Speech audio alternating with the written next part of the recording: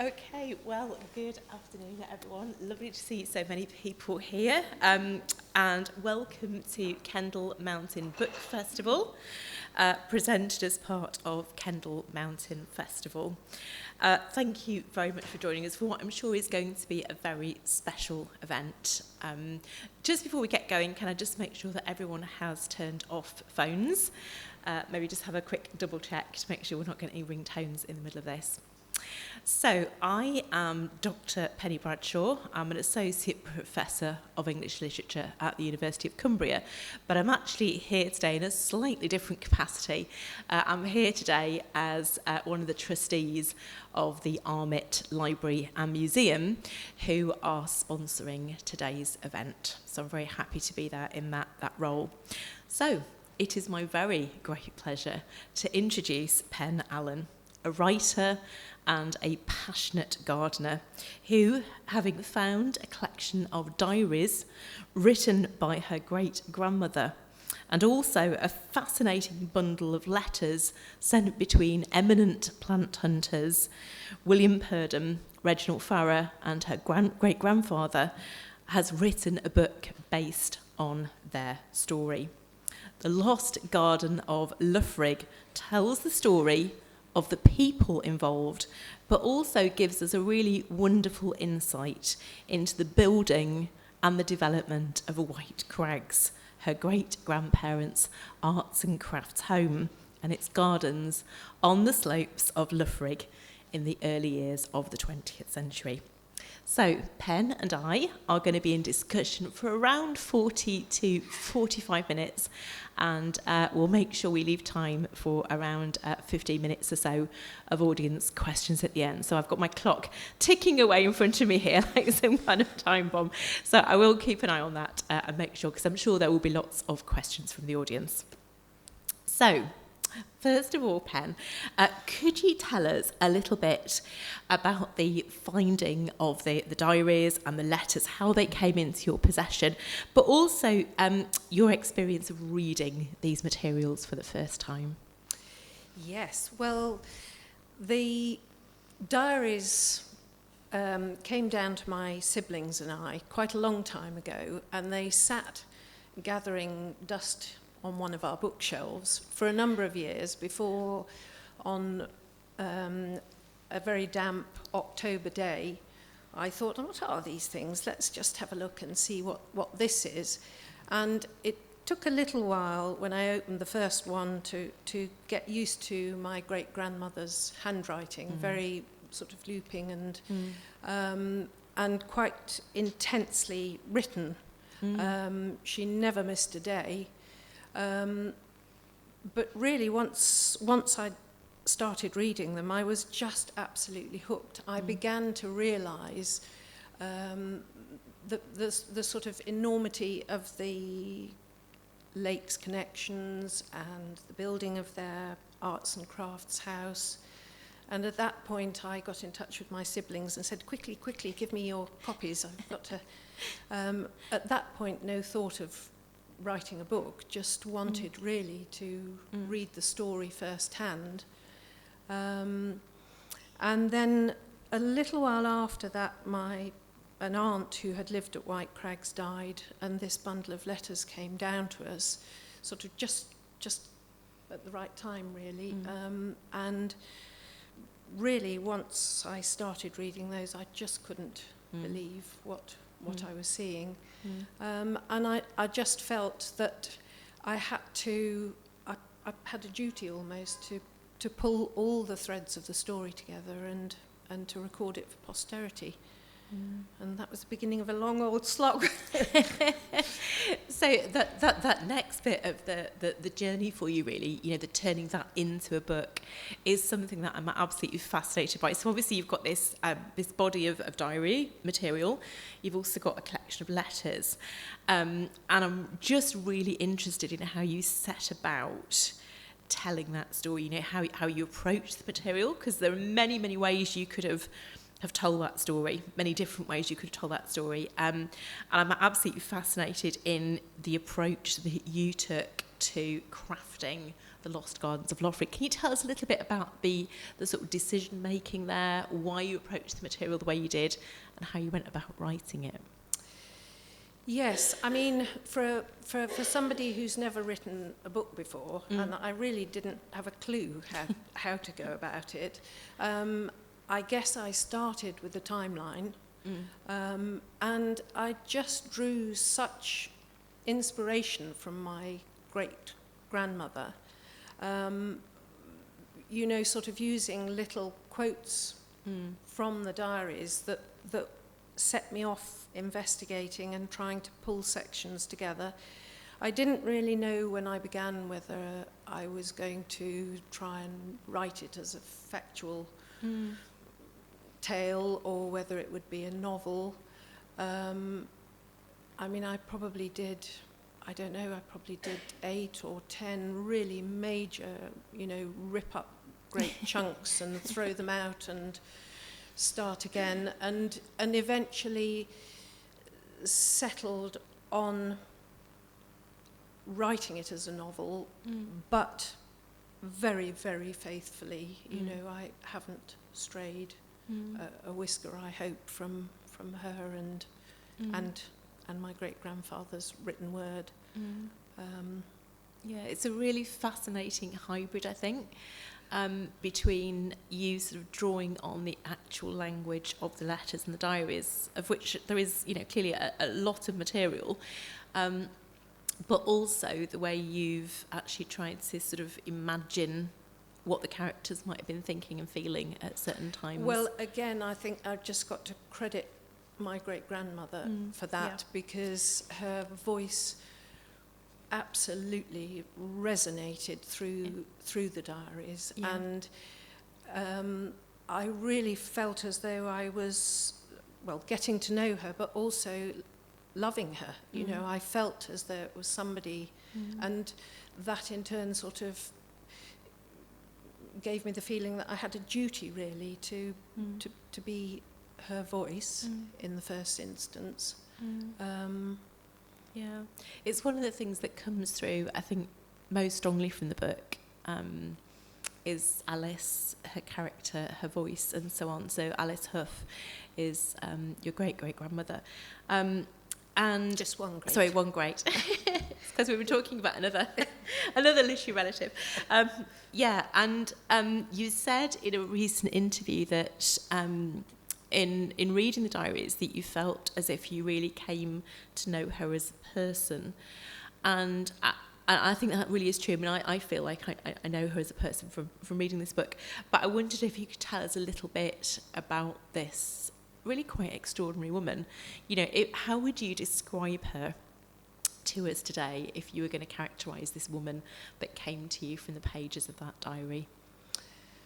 Well, I think she was obviously of her time. She was of a time where, you know, she had to dress herself in her stays every morning, and she was of her time in the sense that women at that time were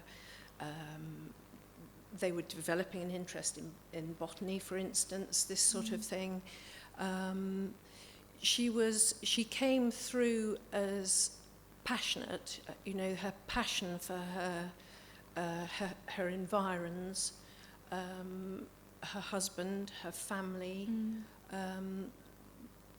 the place that they were building together. You know, she wasn't just a sort of cold lady, well strapped in. She was living, breathing, and passionate in all senses, in every aspect of her life. And I think that it was she who fired her husband, really, because I think he probably wasn't initially. But she taught him how to love and how to love the lakes, and and even though she is of her time, as you say, in so many ways, I also got the sense reading the book there are kind of moments, little sparks coming through where she feels actually a little bit ahead of her time. There's a comment you make about the daughters being encouraged to kind of sit and talk and join in with discussions, even when they were to do with, politics or so on, which seems to have come from Alice. Well, I think she was a strong, confident, and married to somebody that she was so in love with, and living a life that she was so in love with. And I think she probably did pass that on to her daughters within the restrictions a little bit of the time. But, Alice was sent off to Brighton to be educated, which at that time was not a common thing. And her daughters followed in her footsteps. So I wouldn't say that she was particularly forward-thinking, but I think she was just strong and independent and lovely. I think I would... Yeah. Well, I know. I do love her. Yeah, I think it comes through very, very strongly from the writing, to be honest. And I do get a sense that telling Alice's story was a really key motivation for you in writing this book. Absolutely, yes.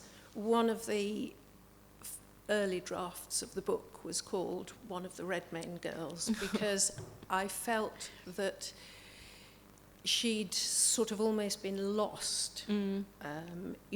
If you rootle not terribly deeply into local Ambleside history, Dr. Hough will pop up, but his wife doesn't. No.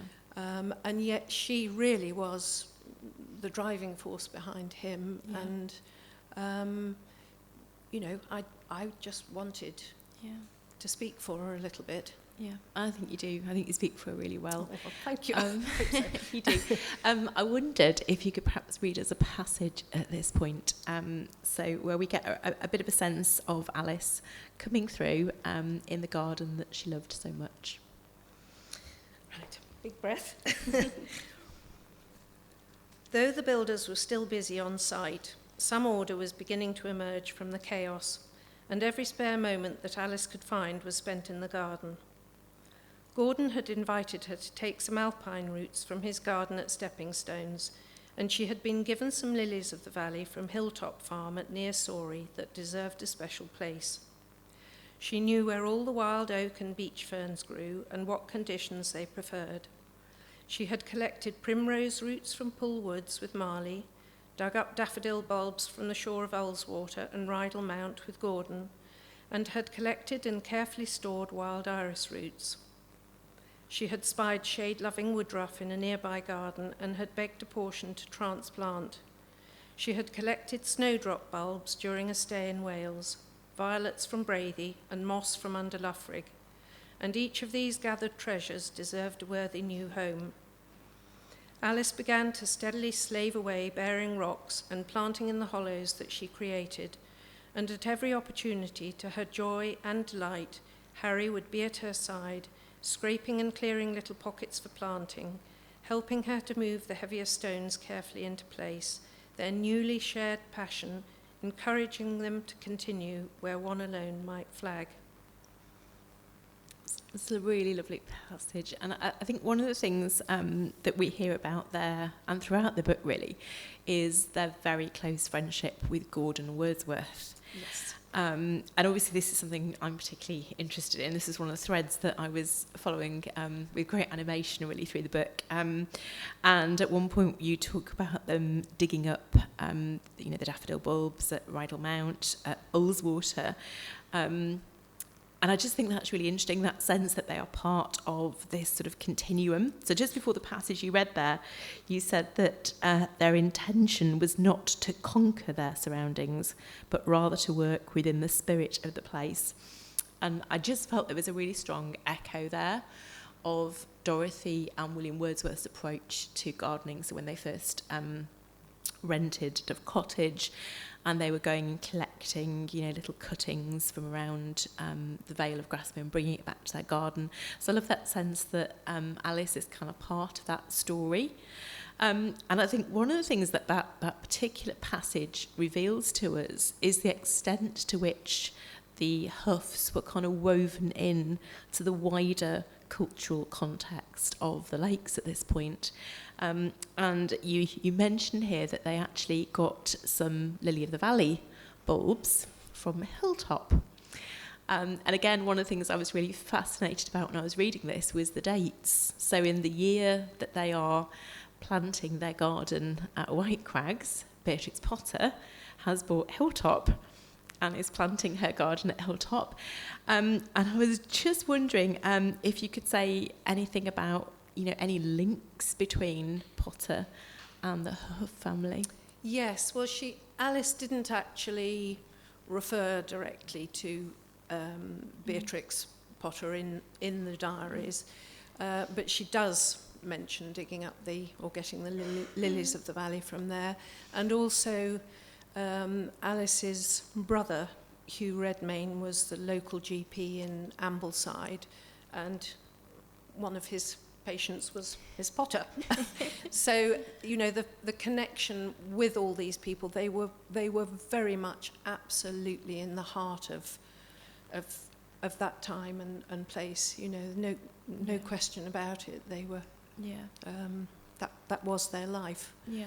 There's a real sense, I think, of a community coming through, and that they are friends and neighbours, maybe to the point where they don't feel they have to mention people in quite that way. But, I think there is a reference somewhere to, it must have been to Hugh being called to visit Miss Potter. Yes. In his capacity as a doctor. Yes. Well, I just felt that, I suppose that's one of the liberties that you can take if you decide to go the fiction route.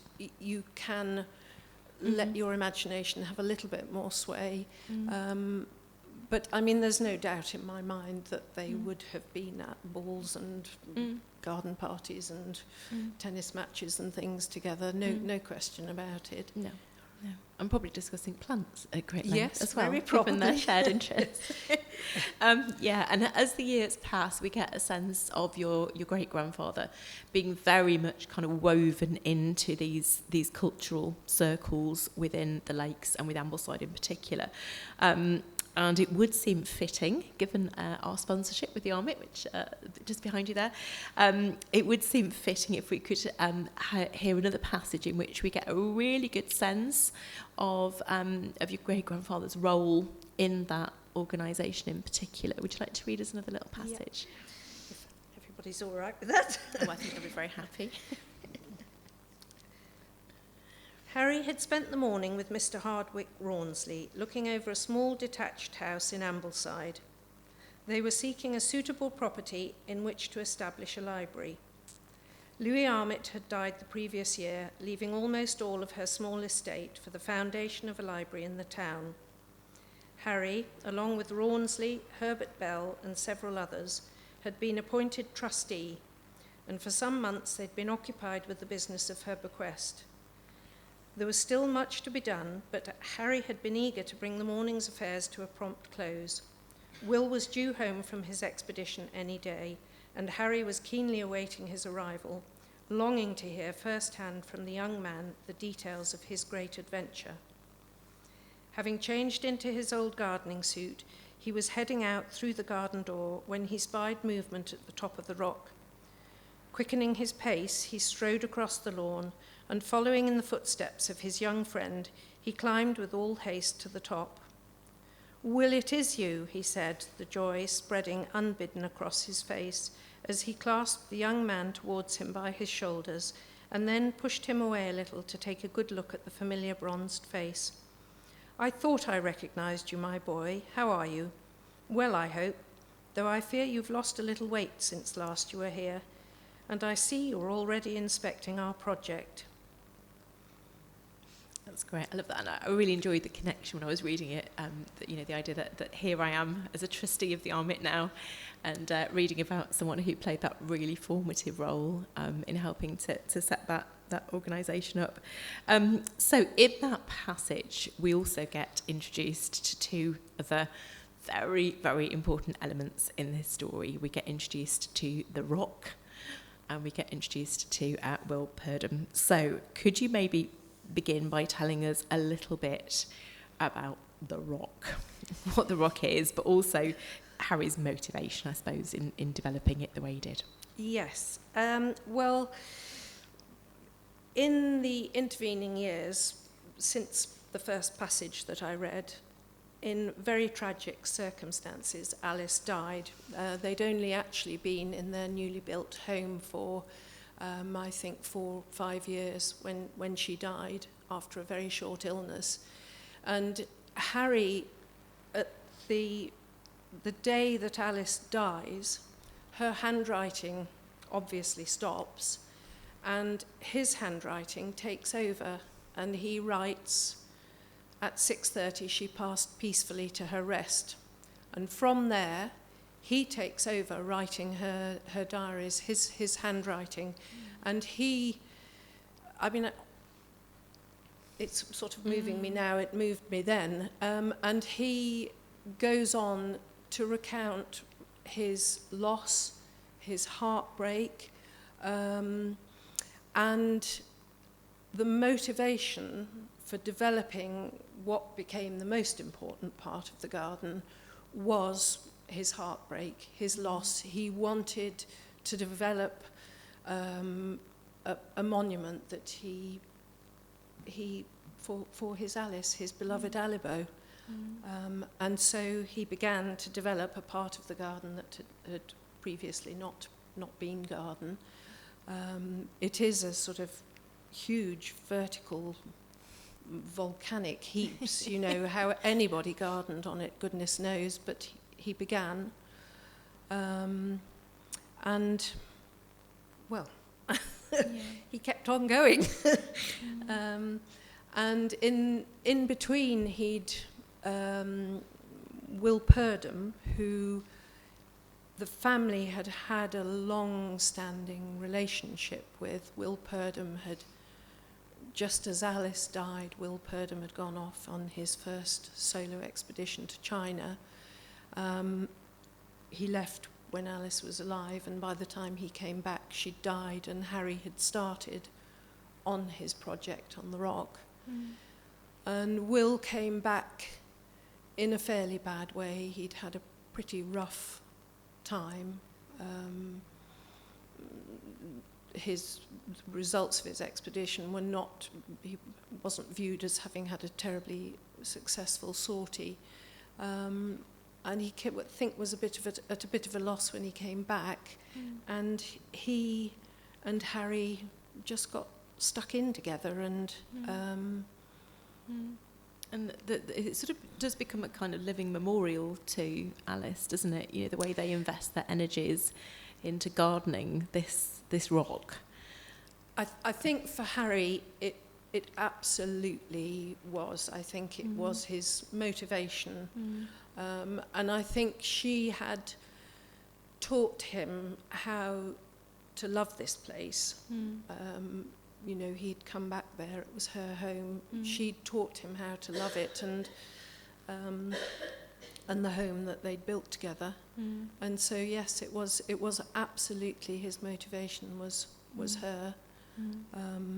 Yeah. And had Alice done any gardening on the rock to speak of before she passed away? She'd done a little bit. My great-grandfather wrote a little book that was published in 1929 called A Westmoreland Rock Garden. And at the beginning of that, he says, my inspiration was my wife. And he mentions in there that she had started to develop a little rock garden herself. And that really she had been his tutor and his inspiration and his everything. And then I think when Will came home, he found somebody that, you know, the knowledge that Will was endowed with, that he could share. And also Will had gardened alongside his father at Braithy Hall, so Will understood the lakes and the climate and the soil and and I think Will found in my great-grandfather somebody who respected him, somebody that he could trust, and the two of them together. They spent about, a little over a year working side by side. Will had to go, he would go back off down to Kew because seeds were still coming through, I think, from his expedition, so he would be up and down, but he would bring and send seeds that he would give on a very personal basis to my great-grandfather. Yeah, there are some lovely accounts of that, aren't there, where he says, don't mention this one yet because it's not been catalogued. Yes. Well, he does say in one of his letters, don't let it be known that I've passed these seeds on to you because they're not in cultivation yet. And I think they did have a very close, I know that they had a very close and very trusting relationship. And also, I think that Will, it's a whole other sort of bag of worms, but Will was not, I think partly because of the class at the time, he was a gardener's son. He was not held in terribly high regard. He was a bit of an agitator at Kew. He caused a bit of trouble and they didn't really know what to do with him, and I think nobody quite knew where to put him. And the only sort of person of any social standing who ever really speaks highly of Will was Harry, my great-grandfather. And they obviously had a really sort of strong mutual respect, I think. Yeah. And I think, this is obviously the other really important strand in the book in terms of gardening history and Will Purdom's role in that. So we've mentioned that he was the son of the gardener, who, again, his father is someone that Alice grew up with, really trusting and was very close to. Would you say that Will Purdom's grandfather is someone who helped to develop Alice's understanding of gardening and so on? Yes, absolutely. So Will Purdom's father, who was also Will Purdom, just to confuse things, William, I tend to refer to the father as William and the son as Will. So William Purdom Senior was the gardener at Braithy Hall. And so, yes, Alice, I'm sure, learnt her gardening skills from him, alongside him in the garden at Braithy. And then when Will was born, he was raised and he worked alongside his father also at Braithy until he went off to Kew in, I think it was about 1898 or thereabouts. And so this is the other strand that comes through this sort of discovery of these manuscripts. Obviously, you've got the diaries, which are predominantly the story of Alice and her garden, and then Harry and the garden. But then the other big discovery that you've mentioned is this pile of letters, and we've kind of got three figures here. We've got Will Purdom, got Reginald Farrer, and we've got Harry, your great-grandfather. So can you tell us a little bit about the discovery of those letters, in the sense of what comes through, what kind of new insights you think those letters brought to your story, but also more generally to kind of gardening history, because there's bits of the story that hadn't really been told at this point? Yeah, well, there's a couple of things. I think the first thing is that the bulk of the letters are from Will Purdom to Harry. And they really resonate with his respect and the closeness of their relationship, and his love of the rock and the garden. The bond that he had, obviously, with the place and with the man was very strong, I think. But they also, very interestingly, shed light on Will's relationship with Farrer, which, until these letters came to light, nobody really, it's not recorded anywhere else as to what Will has felt about Farrer. Farrer wrote quite a lot about, his side of their time together. But Will does make plain that he finds Farrer almost insufferable at times, and that he's a very difficult travel companion. And, you know, Farrer has a reputation for being a really colourful, tricky, highly strung, a bit of an oddball. And he has always made clear that he loved and trusted Will Purdom, but nobody had ever really known, before these letters came to light, what Will thought about Farrer. And, you know, I mean, it is a fascinating glimpse into a relationship that just would, well, I mean, just we wouldn't know about it if these letters hadn't been so carefully kept and come to light. And that really was another of the sort of big motivations for sort of trying to pull it all together, because a little bit like Alice being the sort of, you know, the motivation and the one that is almost unsung in the background, so is Will, you know, in his field and in his story. And so if she was the initial motivation, he sort of came hot on her heels, and I just felt with him that I had a duty to sort of shout out what he had shared, the relationship that he'd shared, the relationship with the place that he'd shared, and just what a lovely man he was. Yeah. And that again, I think, comes through really strongly, alongside the, you know, the portrayal of Farrer, who I think we get quite a strong sense emerging of as well. So yeah, for anyone who doesn't know, you know, so Reginald Farrer is a very significant figure within, you know, gardening history. His role is quite well documented. As you say, he's a very colourful figure.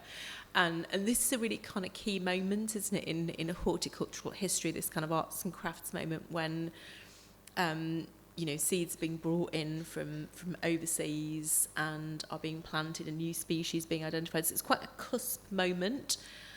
It was, I mean, in terms of plant hunting, it was absolutely at its zenith then. Yeah. It really was. It really was. And Will, a little bit, was sort of the great plant hunter Ernest Wilson, who came before. Will was a little bit sort of trailing in his wake. Yeah. And then he was thrust in and spent the rest of his plant hunting days in the shadow of Farrer. But yes, I mean, it was a time of sort of phenomenal quantities of finds and things. And it was at a time, I mean, garden fashion is always changing and developing, but it was at a time just sort of its time, really, as we click into the early 1900s, and Thomas Mawson, the great garden designer, and also I think the thing with the rock is that was of its time too. You mentioned the sort of more naturalistic approach of the Wordsworth and what have you, but I think the development of the rock also was very much of that time, because people were leaning more towards a more naturalised approach. And then in come these sort of bottomless varieties of things that you can have fun with, and why wouldn't you? Absolutely. And I think one of the things that comes through, so I mean, obviously the Lake District more generally is kind of very much at the heart of all this. I mean, although Will's going down to Kew, but there's also there's the nursery at Windermere, is it, at Bowness? Thomas Mawson had a nursery at Windermere. Is that what you were I was thinking of to, that because I think Beatrix Potter, I think, goes to that nursery at some point. Oh, probably. And well, yeah. So there's a sense that, you know, this area, because I suppose lots of villas are springing up, you know, with the rise of tourism and holiday homes and so on. And so there is a real appetite in the area for new plants and so on, for populating these new gardens. Very much so, and also I think that you know, it is worth just mentioning the rock garden connection, because the rock gardens they were just all the rage. Yeah. I mean, everybody who was anybody, Thomas Mawson was Yeah. designing rock gardens. And the sort of plants that they were bringing back from these expeditions, coming from the rocky screes in China, Yeah. just absolutely lent themselves to that type of planting. So, Yeah. you know, it just all sort of came together, I think, really. Yeah. And there's a real sense, isn't there, that the rock and the garden at White Crags does for this period of time become absolutely at the centre of gardening history, because they're sort of trying out plants in that garden to see if they will take. Yes, I mean, again, Will does say in one of his letters to my great-grandfather, he does say it's a good thing if the seeds are sort of shared about as many people as possible. The more gardens that they get them into, the better idea they will have of how they will take, or what conditions they'll like. Or so, yes, and also, you know, I think White Crags was a bit of from Will's point of view, Harry was somebody that he really trusted. The garden was somewhere that he knew and loved, and it was a bit of a test bed for him as well. I think, you know, he would send things, he would bring things. I mean, there's lots of references in the diary to Will having, you know, Harry's come home and Will's planted something and said, "I hope you're happy, I've put one of those in there." And you know, so he obviously had quite free rein, I think. And yeah, absolutely. And they build various kind of, you know, greenhouses and places where they can cultivate the new seeds and so on. Yeah, absolutely. Yeah. And I think Will had the sort of scientific knowledge that I feel sure my great-grandfather, who was a surgeon, I think, you know, Alice had given him the passion and the love for the place, but I think Will would probably have given him the scientific side. You know, this is how we propagate, this is what you need to do, that you need to get a tank up there to irrigate, you need to so, you know, he was a vital part of the garden. And just as a complete aside, just to throw it in, we went and trespassed this morning and had a little walk up to the garden. And there is, it's very broken down now and derelict, but there used to be a little bit right at the top of the rock, as it was known, which was called the Shrine. And there's a huge lump of rock which is carved with the initials of my great-grandparents. Nanny is inscribed on there, and so is WP. Oh, that's interesting. You know, he absolutely was an integral part of it. And I just felt, because he's not very well documented, I just felt that I had to make sure that his story was tied with the story of White Crags for all time, really. Yeah, woven in completely. Yeah. Okay, so would you like to maybe read us a little passage that sort of brings that story to a close, and then we'll just have a final question about the sort of where we're up to today with it, and then we'll go to some audience questions. I think I've got the right one. Hands clasped behind his back, striding across the lawn, slowing here and there to inspect the young trees as he went, Harry glanced up at the towering shadow of Loughrigg, rising almost as though part of the garden, the muted tones of the winter bracken lighting up the familiar rugged slope, and the summit shrouded in fog. Starting up the steps to the rock, he paused to admire his much-loved Garrya elliptica, with its silvery grey catkins in glorious flower. He noted a small pile of cuttings that Dorothy had left on the edge of the path to be tidied later. The garden was maturing at such a pace, even at this dormant time of year, work was ongoing. His thoughts were interrupted by the powerful scent of his treasured viburnum fragrans as he brushed past, its tiny pale pink flowers bursting for all they were worth, valiantly defying the winter cold, glowing against the dark, leafless bark of the shrub. It had been 4 eventful years since Will had unbuckled his satchel and given him the seeds. Just look at it now, he mused.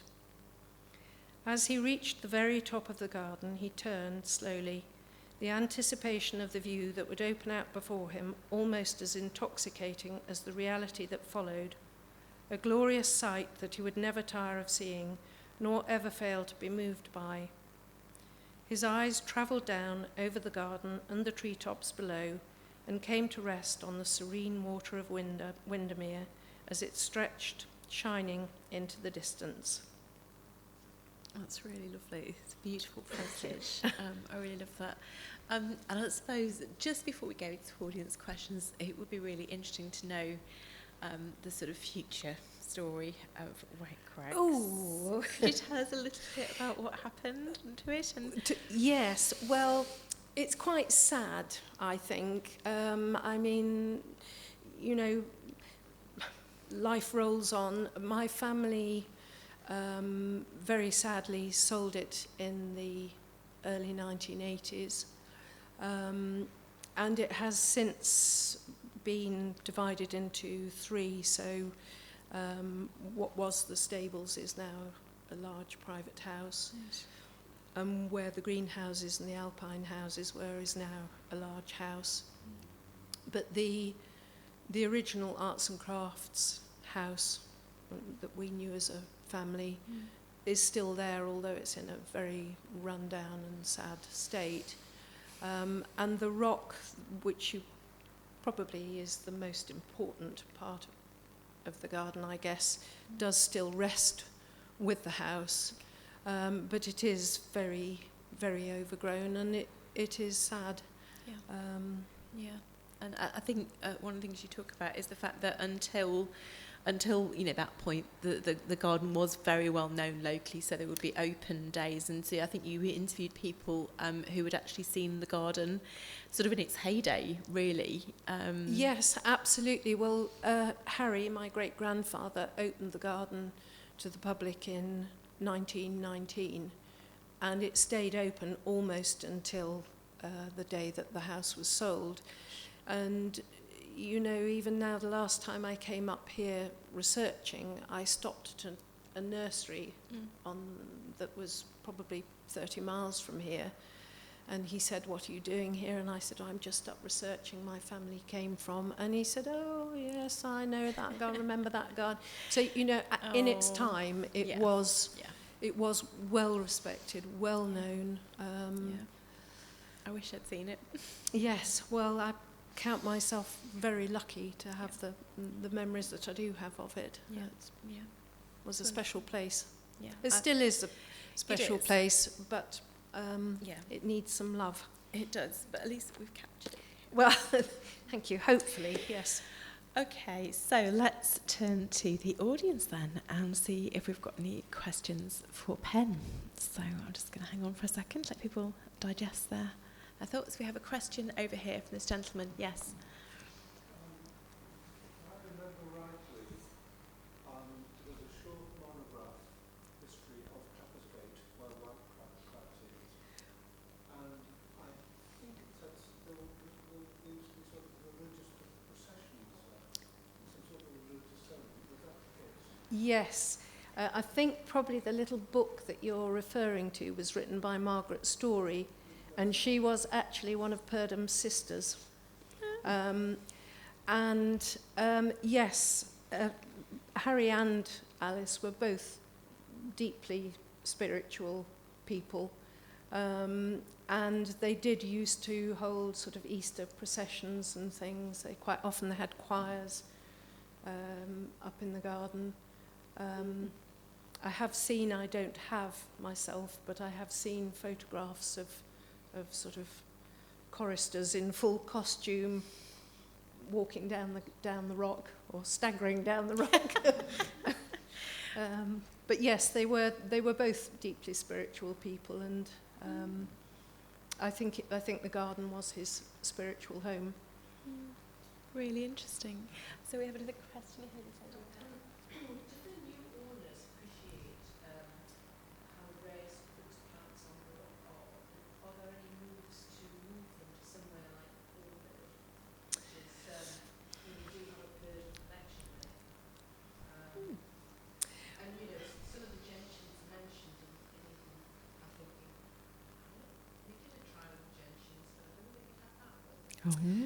Yeah, I mean, I believe, and I haven't personally been in touch with them, but I believe that some years ago there was a Purdom expert who did do a tour of the garden, but I think everything is so overgrown that it's almost too late to sort of locate and identify. But interestingly and completely unrelated, I was at Loughrigg about a month ago. I thought you looked familiar. I didn't like to say it in case I'd got it wrong, but I thought you looked familiar. Yeah. Yes. So, but all I was going to say with respect to that is how wonderful Loughrigg is, because you have maintained things that I think are probably lost from White Crags now. Vicky knows, I think, who was up there and what they were looking for, what they were trying to identify. Interesting, because I mean, we have some real experts in our society, particularly with seeds and germination of seeds and cuttings, and it would be great to extend collection, because we've got plants in that have actually died, and we're realising that we've given away to another garden, so we've got it back again. And that's basically I mean, the answer is that I don't really know. I'd love to think that there might be the interest and the ability to do something like that. My fear is that the garden is being... I don't know. I don't know him personally. I've spoken to him a couple of times just to get permission to go to sort of research and things. I don't know the answer to that, I'm afraid. Well, another project. I love the idea of your Purdom collection, though. That's great. I'm going to come and look at that. That's wonderful. It's wonderful. That's great. Yeah. It is a magnificent garden. Okay, any other questions from the audience? Yes. Well, it's fascinating. I live on the other side of Loughrigg, the Rydal side. However, I was fascinated today. Where is this lost? And now we know. So there's so much.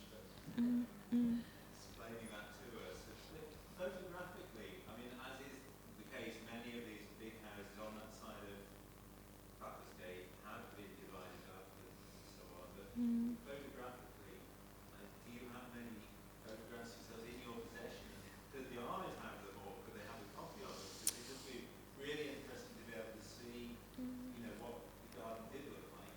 Well, as a family, we've got a lovely archive of photographs, and some of them are reproduced in the book. I mean, we had to ration myself a little bit, but as to what will happen to them after our time, I don't feel as though I'm quite ready to part with things, but there will have to be a conversation, I think, about how they're kept, because for me the most important thing is that the story, if the house is not going to be looked after and the garden's not going to be looked after, the only thing that keeps it alive is the story and, as you say, the photographs.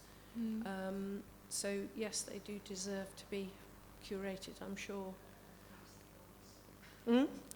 Well, yes, of course, yes. It's not quite so straightforward, that is it, but yes, I do agree. Yeah, I'm just wondering if any of your archive of pictures, if you have any colour images of the plants. I'm just thinking about plant identification might be easier. I don't. I think the best source for the plant ID is probably Harry's little book, Westmoreland Rock Garden. Yeah. And he does with some of them. He does sort of say where they are in the garden. Yeah. But well, that's a job for another day. But it yes, is. It is. Great question. Other questions from the audience?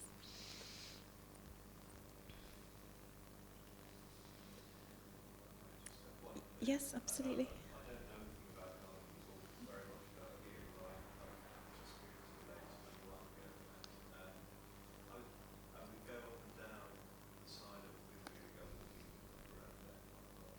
There are these huge houses down by the roads and stuff. I was just wondering whether they, in the time that you're describing, whether there was a kind of sense of responsibility for the environment around the houses. It sounds like you're talking about people who took a great deal of care of that place. Yes.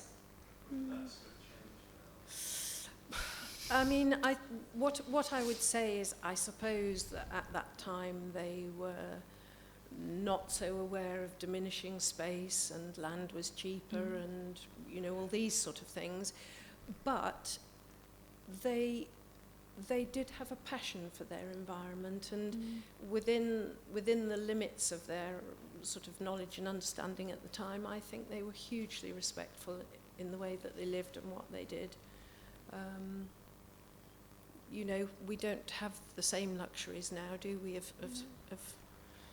of space and land being at a premium and all those sort of things. But my feeling is that they were enormously respectful, that it was their inspiration, it was their passion, it was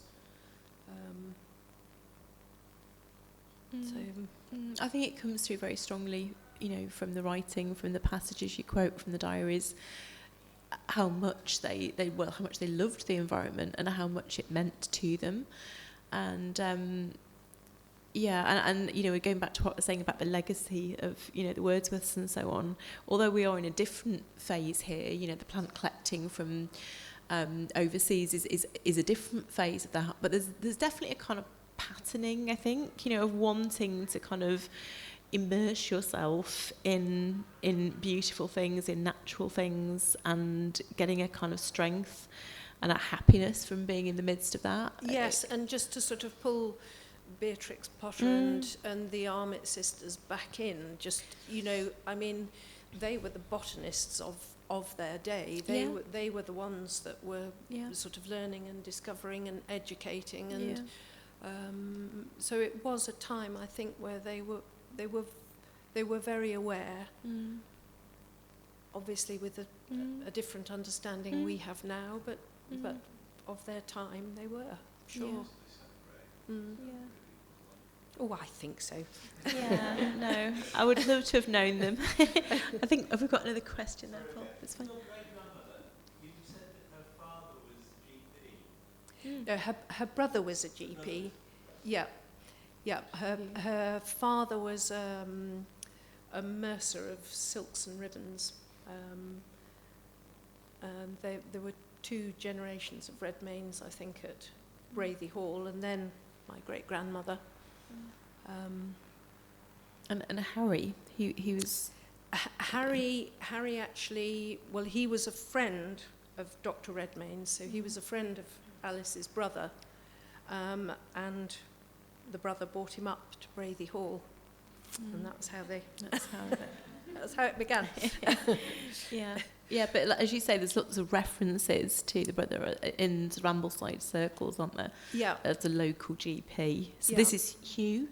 That's Hugh Redmayne, Hugh Redmayne, yeah. Just wondered where he might have had his surgery. I don't know where he had his surgery. He, for a short time after Alice's father died, Braithy Hall was let, and then after a decade or so, I think Hugh and his family moved back into Braithy, and it stayed in the Redmayne family then until I think it was something like 1939 when it was sold to the Braithy Trust, as it is now. So interesting. Okay, we've maybe got time to squeeze in one final question if anyone has anything bubbling up that they would like to ask. Yes, this lady here. No, he never did, and I mean, he I think sort of to his last breath, the garden and his alibo, as he called her, were just the love of his life. He, when the First World War broke out, he took over the running of Calgarth Park, as it is now. It became a hospital for injured servicemen. And he took over the running of that until he retired. And then he just settled back into his memorial. Yeah. It is a real love story, I think. It really, as much as you know, anything else. that is the absolute nub of it, is that it's a love story, not just between her and him, but you know, with Purdom and the land as well. Yeah, the rock. Yeah. Yeah. Okay, so just a little reminder before we say a proper thank you to Penn, that Penn is going to be available at the back of the room here, doing a book signing very shortly. And so, yeah, I would encourage you to get a copy of this really beautiful book and just immerse yourself in it. I think there's a real sense of time and place and people that comes through very, very strongly, and it's a lovely read. So, yes, for now, though, thank you to everyone for attending. Thank you to the Armit for sponsoring this event. And could you join with me in a big round of applause for Penn Allen?